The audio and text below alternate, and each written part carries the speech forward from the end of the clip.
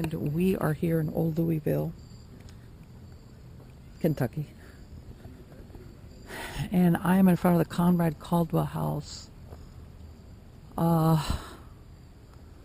Wow. This is really beautiful. And basically what it says is the house was purchased by the St. James Court Association in 1987 and turned into a museum. Built of Bedford limestone with elaborate archways and stone designs, it was known for its woodwork and parquet floors. The house also featured many innovations of its day, including interior plumbing and electric lighting. Wow, this is beautiful.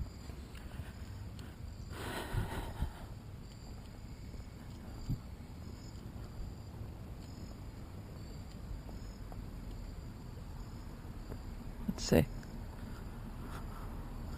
Wow, look at this, Henry. This is beautiful. Yep. This is the Conrad Caldwell House Museum. This is beautiful. It looks like such a Gothic type of home, and yeah, I can imagine this would be lovely. Let me see if I could take a look up there. For an event, this would be beautiful. Yeah, let's see. Oh, they have twilight tours, which we missed because they stopped in September, 5 and 7 p.m. Wow. This is beautiful.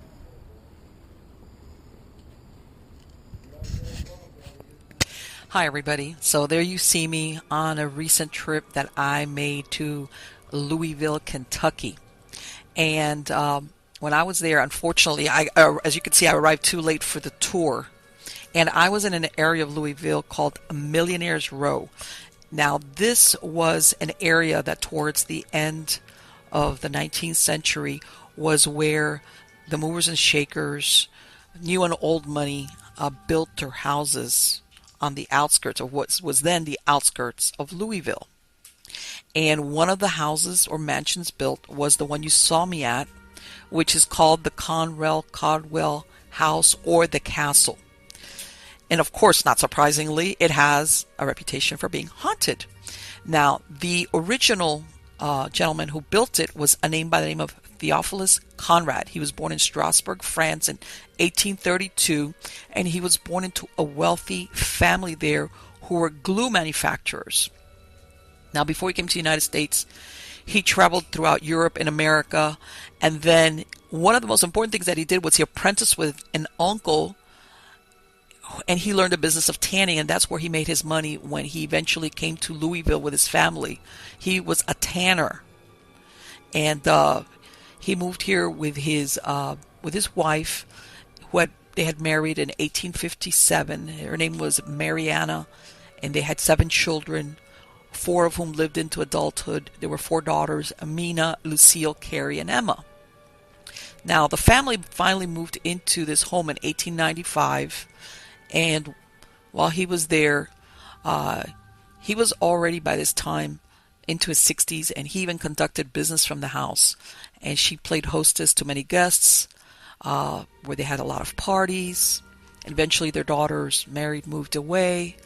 And in February of 1905, Mr. Conrad suffers a heart attack and drops dead on the basement stairs in the house. And he was 73 at that time. Now, his widow, Marie, she holds on to the house for like only 3 more years. In 1908, turns around and sells it to a couple by the last name of Caldwell, who were good friends of theirs. And this was a gentleman, the man was named, his name was William Caldwell. And again, he was from New York. He had married a lady by the name of Elaine, and they had moved to Louisville in 1887 because, again, people were coming here back in those days after the Civil War to make their fortunes. This was like the western edge of the United States, and people, new and old money, would come out here to make more money, and he was not originally from Kentucky. So anyway, the Caldwell buy the house from the Conrad's widow. They move in there. They have 2 children, Walter and Grace. Grace had a little bit of a sad history. When she's 8 years old, she contracts scarlet fever, and by the time she's 21, she's completely deaf. She does go on to marry, but now in 1925, William's wife Elaine, she dies, and he turns around and remarries in 1930, and he continues to live in this house until he dies in 1938. And at that time, their children, Walter and Grace, within a few years, maybe 6 years, in 1944, as a matter of fact, they turn around and they sell the house to Vesta Lasley. And she operates it as a boarding house, mostly for the female students and faculty over at the University of Louisville. Now, I do want to mention that by this time in the 1940s, a lot of these beautiful mansions that are on what is this street called St. James Court, many of them had become boarding houses, flop houses, and in some cases even bordellos. In other words, this area deteriorated from the time when it was originally built, and it used to house the important families of Louisville. And I guess at that time it really wasn't that much of a millionaire's row, in other words. So anyway, in 1948, within 4 years, the Presbyterian Church, they purchase it, and they establish it as the Rose Anna Hughes Home for Widows.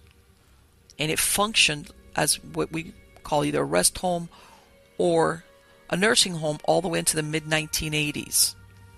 And then it was purchased by the St. James Court Historic Foundation and turned into a museum, which is what you saw when I visited. And the Home for Widows was for Presbyterian ladies over the age of 65, I guess, that needed a place to live, maybe, through infirmity, etc.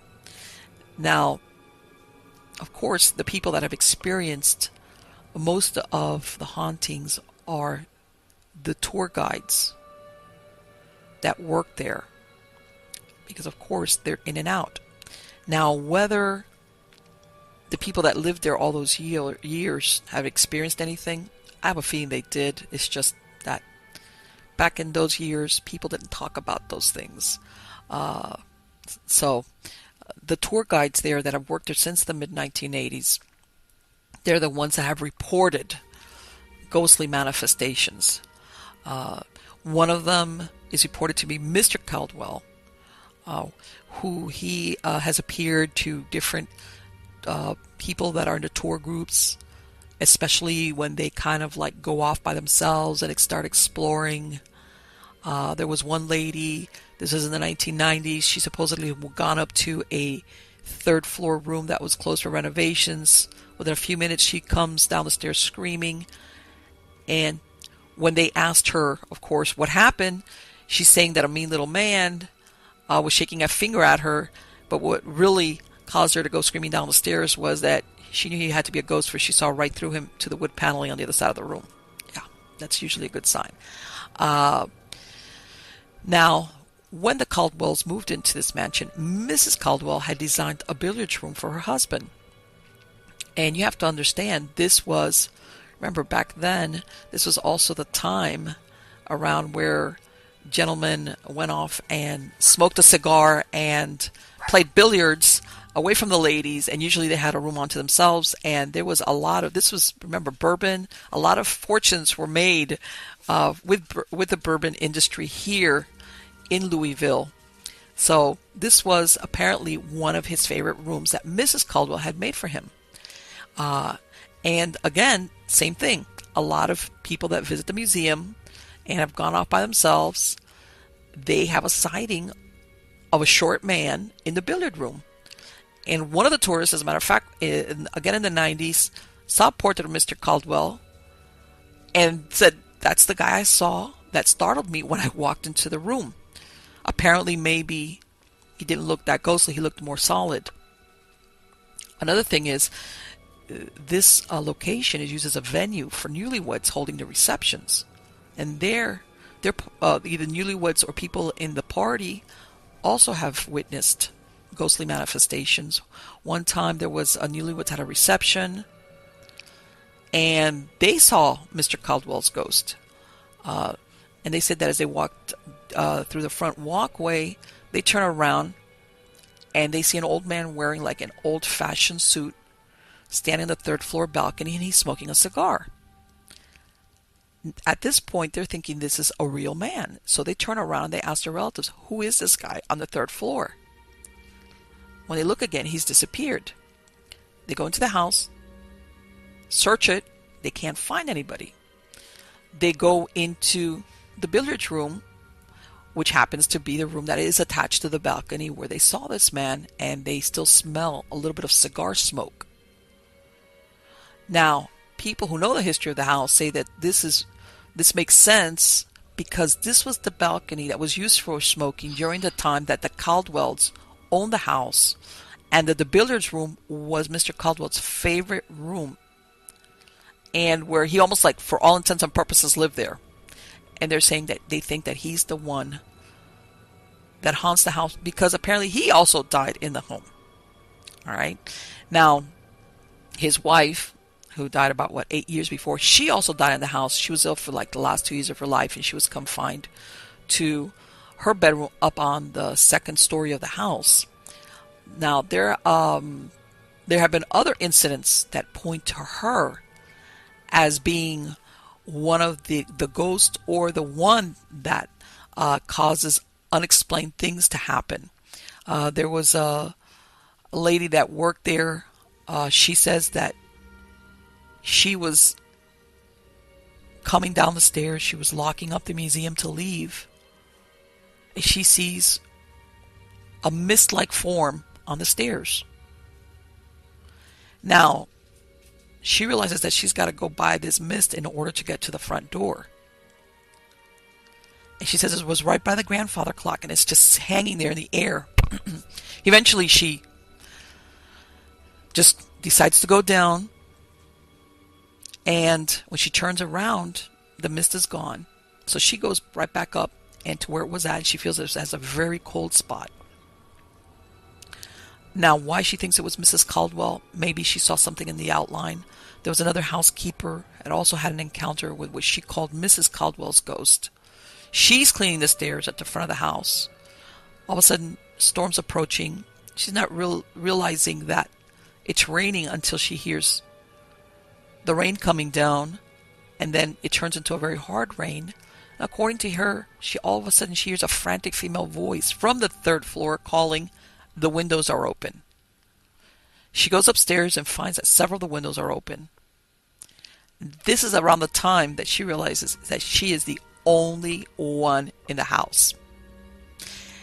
And she's thinking, she assumed, who knows, maybe what other experiences she might have had prior to this, that it was Mrs. Caldwell who was warning her, you need to go upstairs and close the windows, because apparently Mrs. Caldwell was very protective of her belongings and the house. There was another time, there's a wedding party there. They're holding the reception.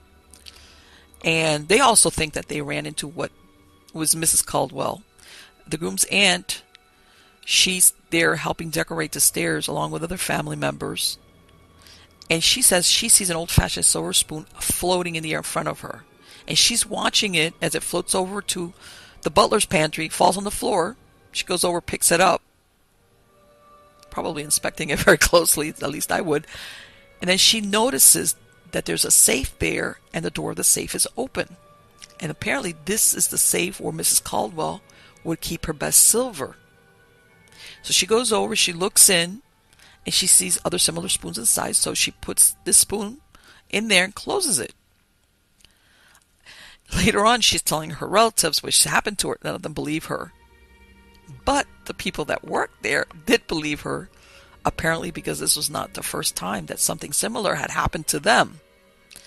Now, there was another director who said that they believe that there's 3 women from when it was a Presbyterian home that still inhabit the house, and they attribute that if they move things around, that they get upset, and that they open the doors and they move things around. And that the way they accommodate these ghostly ladies supposedly is they say hello to them every morning. Now, as romantic as it may seem to think that the ones that haunt this place are the two original owners, the Conrads and the Caldwells, who from what I see all died in this house, you have to think also for 4 years it was a boarding house. For over 40 years it was what we call a rest home or nursing home. And I've included there some of the newspaper clips of the obituaries, just only a small fraction of the ones that I found where these ladies died in that house.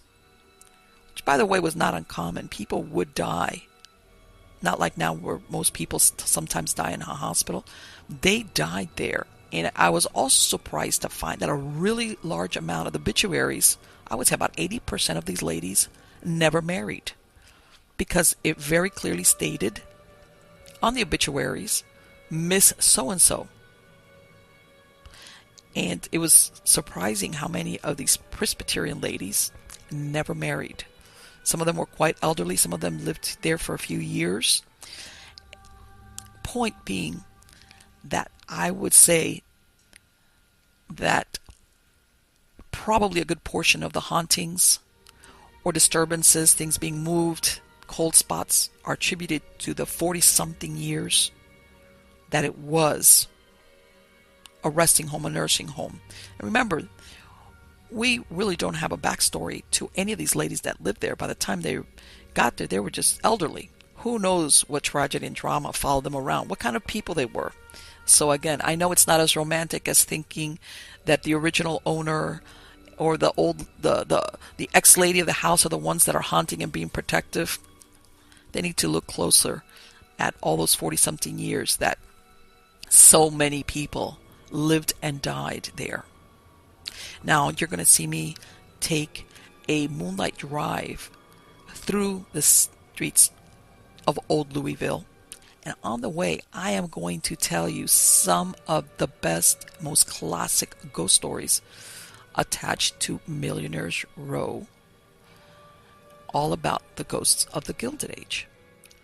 Hi everybody, so here I am driving after hours through the streets of Old Louisville, especially in this area called Millionaire's Row. As I mentioned before, there was a time where this neighborhood had fallen into disrepair and just became, for lack of a better word, very seedy. But in recent years, a lot of people have come in, they've bought these historic homes, at least the ones that were not hit by the wrecking ball.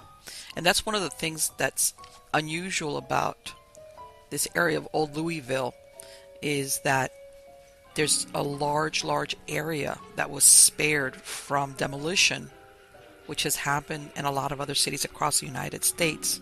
And if you look at one of my prior shows where I interviewed David Domine, the title of the video is Ghost of the Gilded Age. And he talks about his own experience where he bought and lived in one of the houses here in Millionaire's Row. And as a matter of fact, he's written several books all about this neighborhood. So if you have a chance, go and take a look at that past video with David and check into his interesting books. Several of them, but he has some that are specifically about this area. So let's get to the first story. And the first story is the Ice Boy Ghost.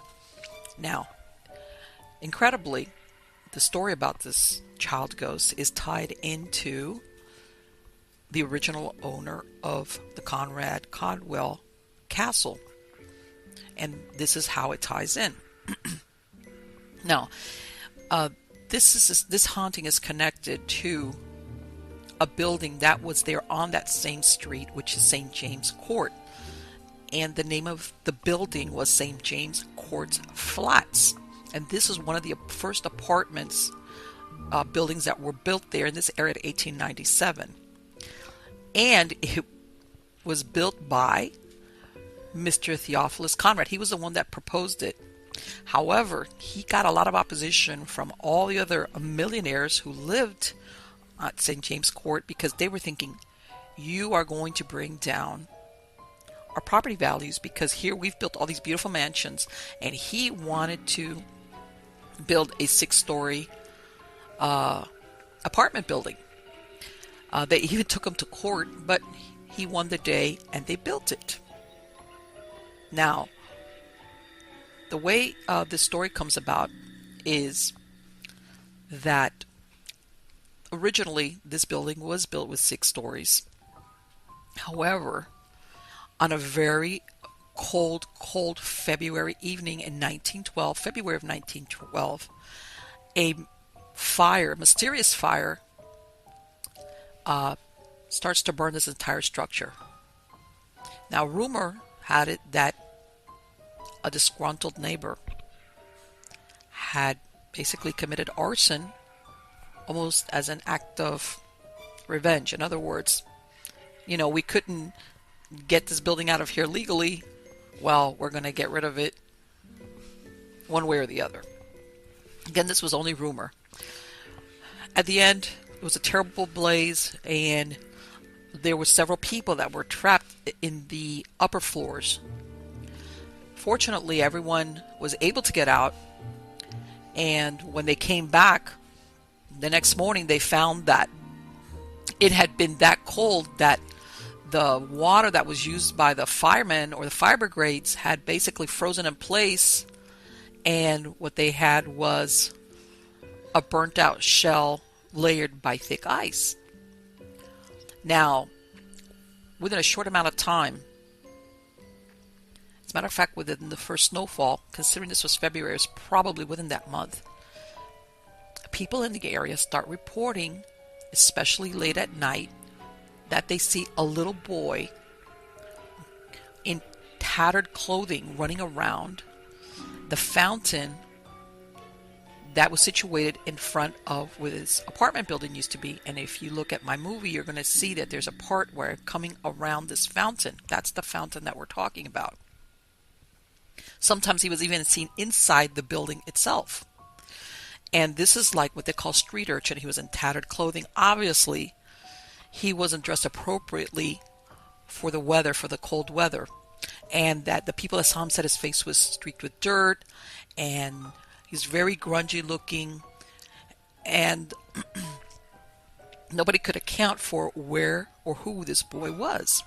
Now, that whole building was rebuilt. However, the uppermost floors, which were the ones that had been the most damaged due to the fire, they didn't repair that. They only repaired the bottom portion. So, whether it was arson or unintentionally, the millionaires on Millionaires Row got what they wanted, because instead of 6 stories, it ended up just being a 3-story building. And as you could tell, most of these buildings or these houses that were already in place, that's exactly what they were. They were 3 stories. As you can tell, usually that 3rd story was where the servants and sometimes the children's nursery were located.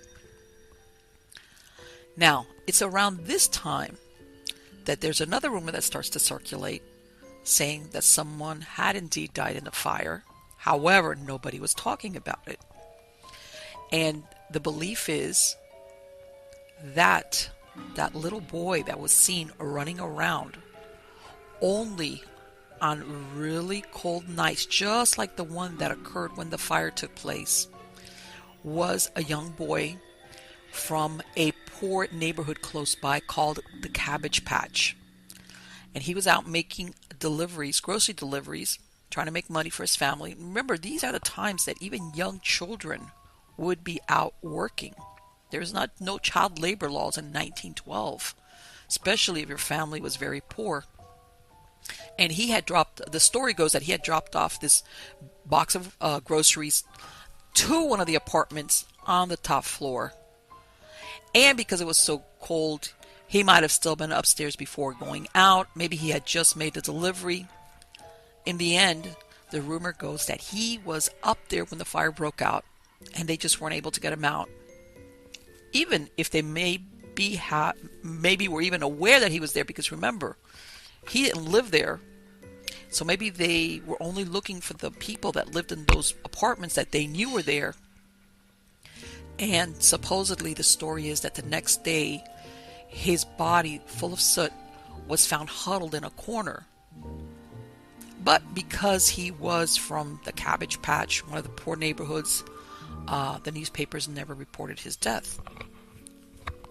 The truth is, we don't know really the story, but that sounds very plausible. Where, this one building,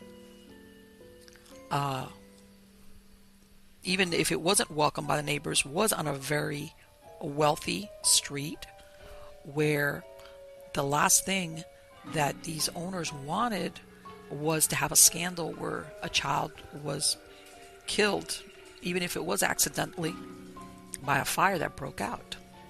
So, who is the ghostly boy? Nobody really truly knows, but that sounds like a very plausible origin for the story. And again, he's only seen on the coldest nights, just like the night that he might have died.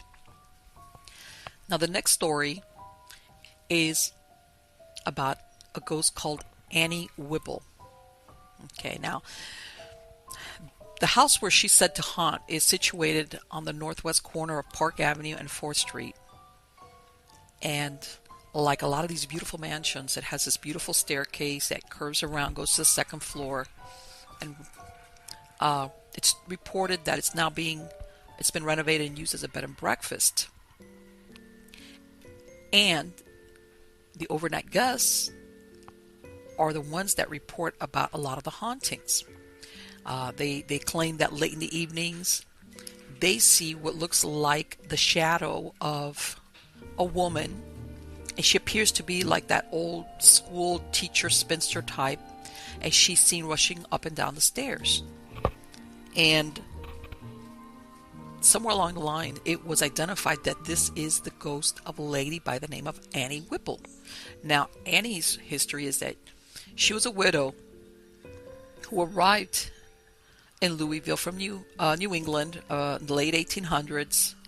Her husband had been a whaling captain who was lost at sea, and she became a live-in, what they call either a nanny or a governess, to a family by the last name of Houston who lived in this home.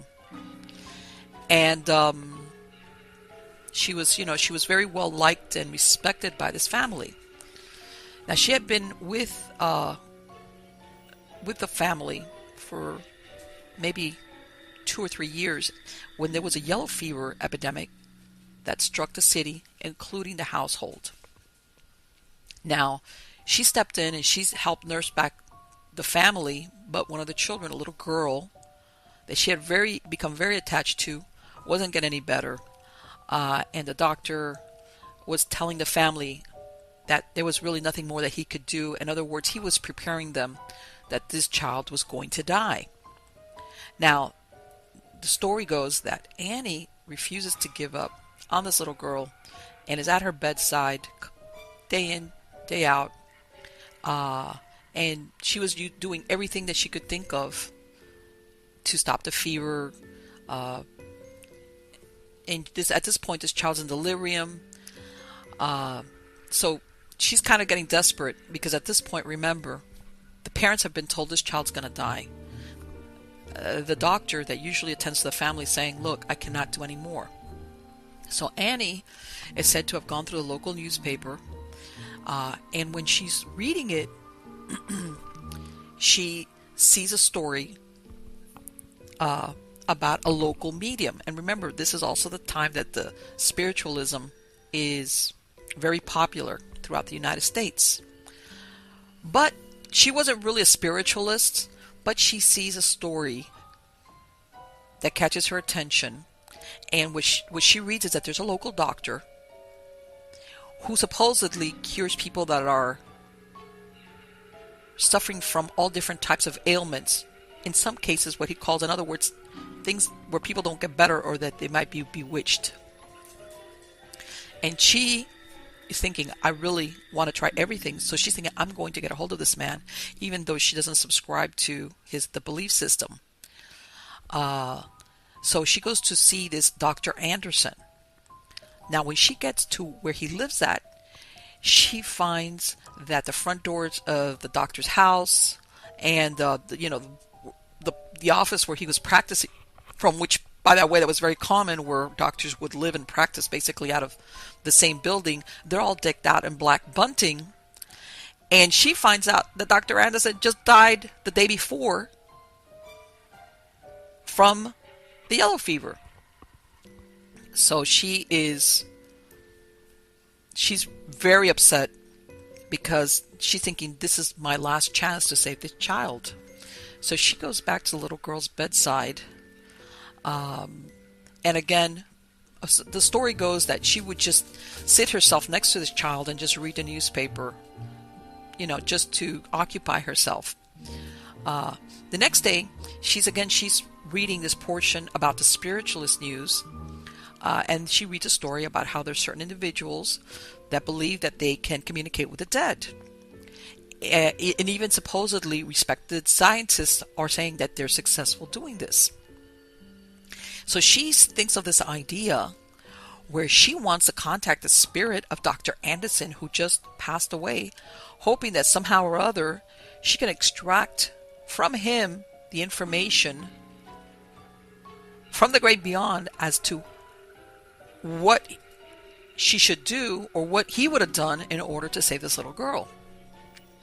Okay, now somewhere in this, she gets in contact with an old African woman who knows about these things, and kind of like encourages her that she should go and get a hold of the ghost or the shade of Dr. Anderson and try to get this information from him from the other side. Supposedly this woman, this old African woman, she was a former slave named Josephine. Some people say that she was Kentucky, others say that she was from Louisiana, which might also explain why she knew some voodoo. So she apparently she starts to work with this with Josephine in order to get a hold of the ghost of Dr. Anderson. And she explains why she wants to do it. She gives Josephine some money and listens to what Josephine tells her to do. Okay, and the story then goes that she starts to do what's called automatic writing. And it's known also as psychography. And this is, of course, when you have psychic ability and you're allowing a spirit to basically possess you up to a certain point, and your own hand you write out the message that they want to deliver. So this was how Annie thought she was going to be able to communicate and get instructions from Dr. Anderson. So she sits at a table and she gets a writing utensil of paper. Now she uses Josephine had given her this powder, okay, and it tells her this is what you need to pray to summon, to conjure up the spirit of Dr. Anderson.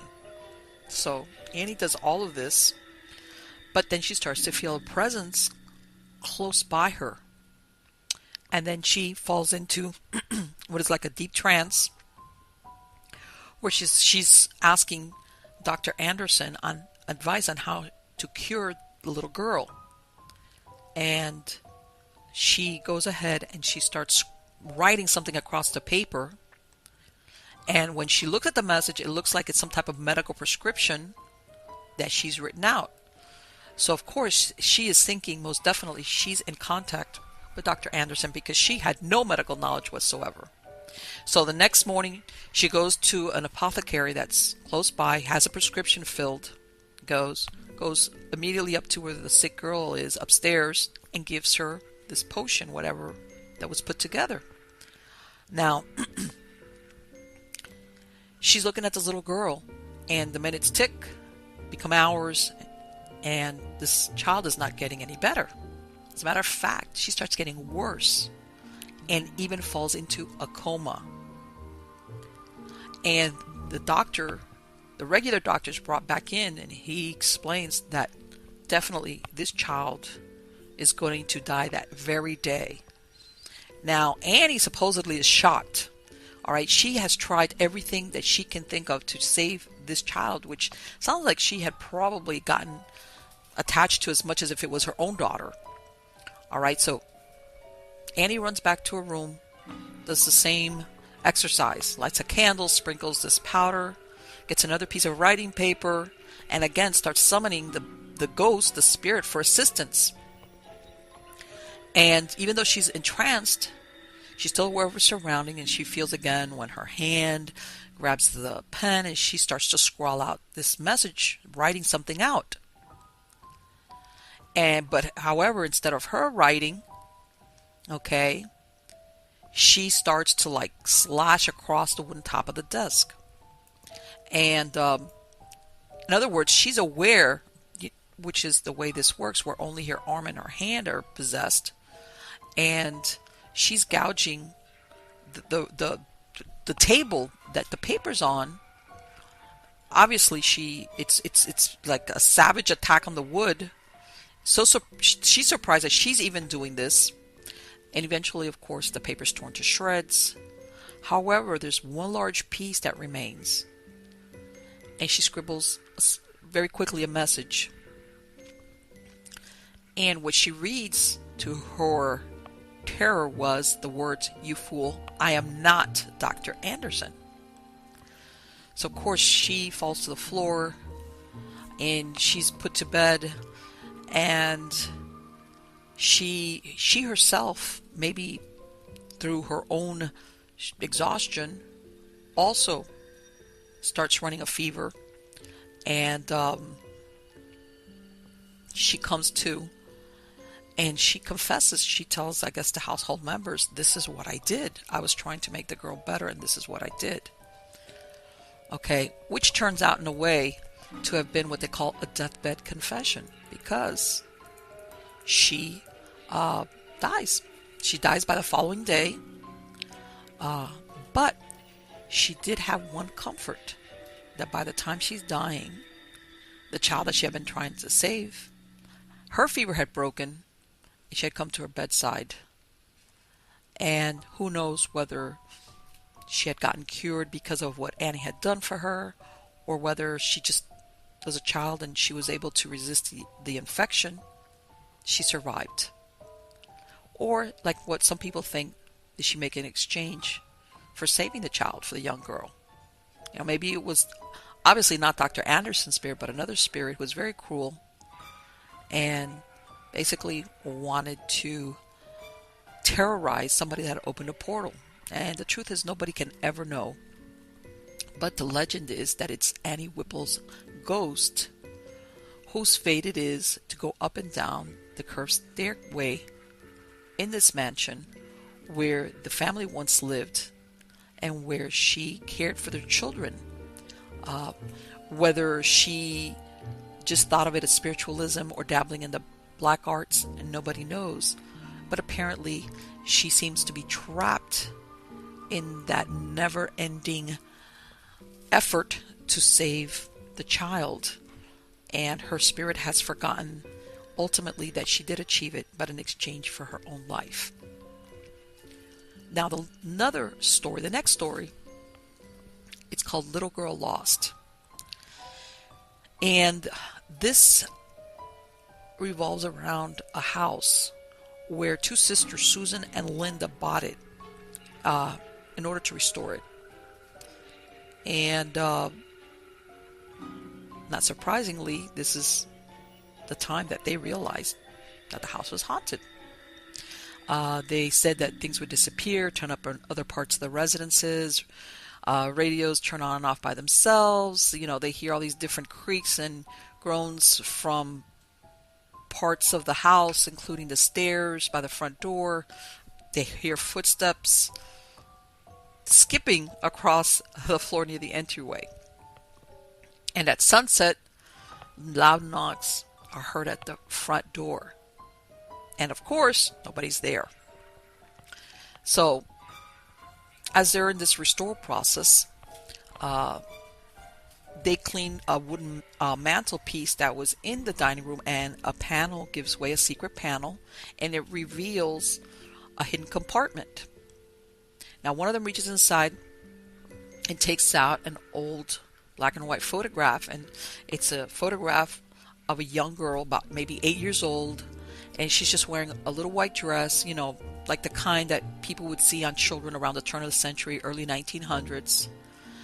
And Susan, which is the one that finds it, she's thinking, oh, this is really interesting. And she puts it on a shelf above the fireplace, and she keeps on working. Wakes up the next morning, she comes down to the dining room, picture's not there. Nobody can figure out what happened to the picture. Now, that same night, around the time sun's coming down, they hear 3 loud knocks at the front door. They open the door, and there's nobody there. Then they hear footsteps very lightly go across the floor, and then all of a sudden they see like a glimpse out of the tail of their eye of a small girl dressed in that same type of white dress, standing at the landing at the very bottom of the stairs. One moment she's there, next she's gone. Now, over the next weeks, more than one person starts describing the same exact thing of this little girl in the white dress. Question is, was this the same little girl in the photograph that was discovered in that hidden compartment? Now, one day, they get a knock at the door. They open it, and yeah, there was a living person there. It's an older woman, and she tells them that she and her parents had lived in this house for many years, a long time before. And she just saying, can I please come inside? I'd like to take a look. And so they let her in, and she starts telling him about her memories of when she lived there. And one of the stories that she starts to tell them immediately gets their attention. And she's saying that during the Great Depression, times were very difficult, and that her family had to take in boarders. Now, one of them was a mother of a little girl, an 8-year-old girl. She was a single mother, but apparently this girl maybe whether what we call behavioral problems. I guess whether she was hyperactive, who knows. At the end of the day, because her mom would lock her in the room as the only way to control her. Probably when she maybe even had to go out to make a living. Anyway, the story goes that one night, as the sun's coming down, somebody knocks at the front door. The family, which was this lady's family, they're in the back of the house, and they don't hear the knocking. So this lady who lives at the top floor, she's rented the room, she comes down the stairs, and she answers the door. Now, she forgets to close her own door behind her, and her 8-year-old daughter runs from the room down the stairs and goes out the front door. She goes out to the street. She's killed by a car. Now, right after this, they have a funeral for the child. This was when they started to hear the creaks and the groans and that sound of a child running near the front door. And then soon afterwards was when they started seeing this ghost right on the bottom of the stairs. And the owners now think that they have the answer as to who is the little girl that they saw. That apparently this child has been haunting this place since Depression. Would have been around 1929 to 1930s. And she's still reliving those moments when she dashed out the front door and got killed. Next story is She is Waiting Forever. Now this story is about star-crossed lovers, and this ghost is also known as the Lady of the Stairs. And she came from a very prominent family, which, by the way, I did look into the records, and the Gaithrite family was a very prominent family there in Louisville. So the story is the following. At the corner of 3rd and Ormsby is the First Church of Christ Scientists, and was built in 1916. And this is the site of what's considered one of the most famous hauntings of this area. And what's seen is the ghost of a young girl dressed in white, very distressed, pacing back and forth. Now, the backstory to this haunting is that this beautiful lady called Miss G, apparently this was how she was referred to. She graduates from high school in 1918, and her parents are thinking, this is a good time for you to get married. And they start looking at the other families, especially what they call the distilling families. These were the wealthy families that were tied into the bourbon trade. And they choose who they think is a wealthy man for their daughter. He's older, and when she finds out who her parents have picked, she is not happy. She flat out refuses. The parents think it's because he's older, but in truth, that's not it. The truth is that she's already in love with somebody else. Several months before, she had met this young soldier at a party. They had fallen in love. Now remember, this is 1918. World War I is raging in Europe, and he goes off and he's fighting in Belgium. So one of the times that he's on leave, he comes over back to the United States, Kentucky, and he starts to court her. And he's promising her, I'm going to come back and marry you once the war has ended. And he gets discharged from the armed forces. Eventually, her parents find out about this. And of course, they're not very happy. They're thinking that their beautiful daughter is going to marry a man of means. Remember, they're looking at, what could he possibly offer her as far as her future. So, we've all heard some version of this story. She's not in agreement with what her parents want for her. She's 18. So what they do is, originally they were from an area called Bardstown. So they're thinking, okay, we're going to keep her away from this young man. And they send her over to Louisville to live with an aunt and uncle who could keep an eye on her. Right now, what they don't know is that this young soldier, he doesn't care that her parents are opposed to the match. He gets discharged. He comes back to the United States, re-enlists in the army, because somehow or other he knew that they're going to station him in Louisville at Camp Zachary Taylor, which was about 2 miles from where this church is located. Now, as it turns out, this really facilitates for this young lady to see her lover, because right across the street from the church is a very popular ice cream shop known as Imord's. So what she would tell her aunt is in the evenings that she was going to meet her friends, and at the ice cream shop, of course, her family is thinking, this what could be more innocent than their niece going to have ice cream with her friends. Now remember, this is the time where everybody knows everybody else. Now what she's doing is, once she gets there, within a few minutes, she's telling her friends that she's got to leave, and she goes over to the steps of the church, and this is where her boyfriend is waiting for her. Now several weeks go by, and this is how they're meeting on the sly. And they realize the only way we're ever going to be together is we're going to have to run away and elope.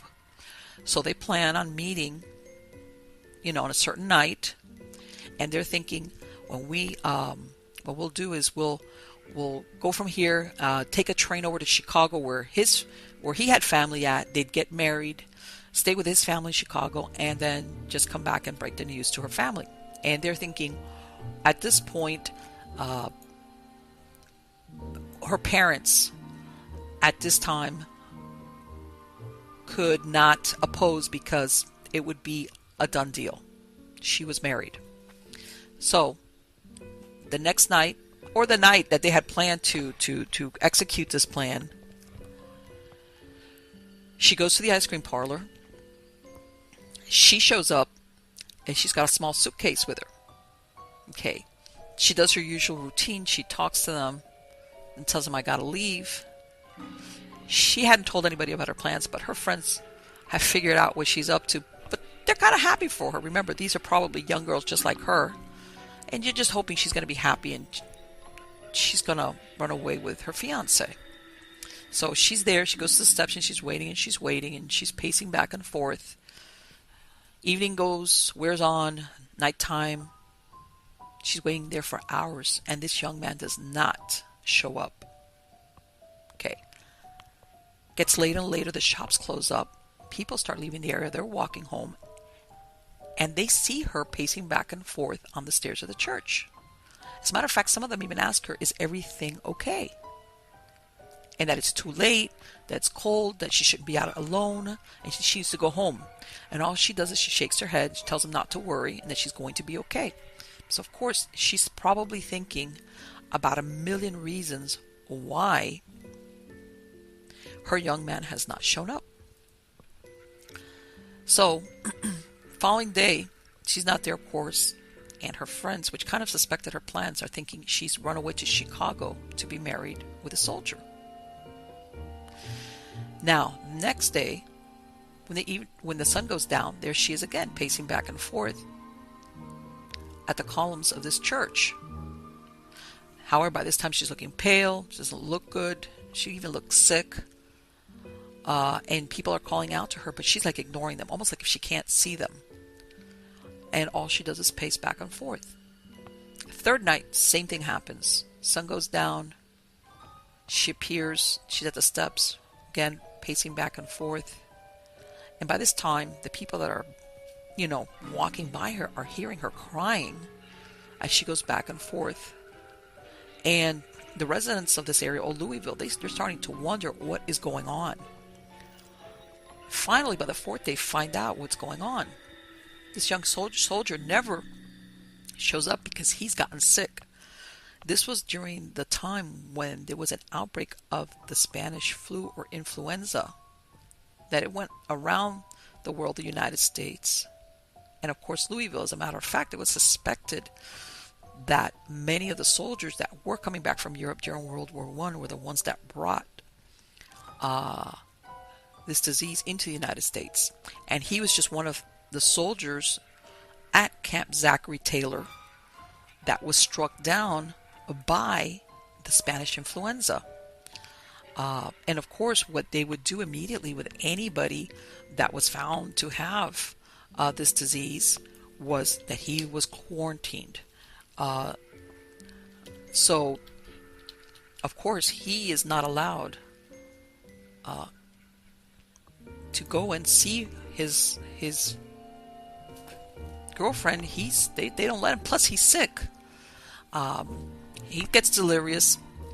He's trying to explain to the doctors that his girlfriend's waiting for him, but of course nobody's understanding what he's talking about, and nobody even goes and tells her this is where he's at. He's sick. He can't come. So of course she just waits and waits every night in the cold air, pacing back and forth. And in the end, she goes home and she's thinking that he's just abandoned her. And in the end, she contracts the flu as well. And within 2 days of each other, they're both dead and they're buried. Neither one ever knew what happened to the other. And they say that this is her spirit, Miss G's spirit, that is seen at the steps, always in that torment of wanting to know what happened to her lover, to the young soldier, to come and take her away. A couple of other houses there are that are supposedly haunted. One's called the Campion House, which is on South 3rd Street. Supposedly there's a spirit of a stable boy who supposedly roams the alley. And by the way, one of the drives that you see me on is down one of these alleys. There's these alleys that run all the way through the back. As a matter of fact, you could drive a car through them, through the back of these mansions. Well, there supposedly is a stable boy who's supposed to roam the alley. Also the ghost of a suicide victim. Okay. And also the main house there is supposed to have two young sisters who died from some type of disease or epidemic of some type. There's another ghost over at St. James Court called Avery, and he supposedly haunts a place called the Pink Palace. And Avery is believed to be a former owner, and he supposedly is a tall, older man. And he's known at one time. One of his sightings was that he was seen by a woman who was taking a bath, and causing her to basically jump out of the bathtub. I do that same. And this was right before a stone came sailing through the window and would have hit this lady if she would have stayed where she was at. And this was attributed, I guess, later on that this was Avery. So anyway, I hope that you love these stories about Louisville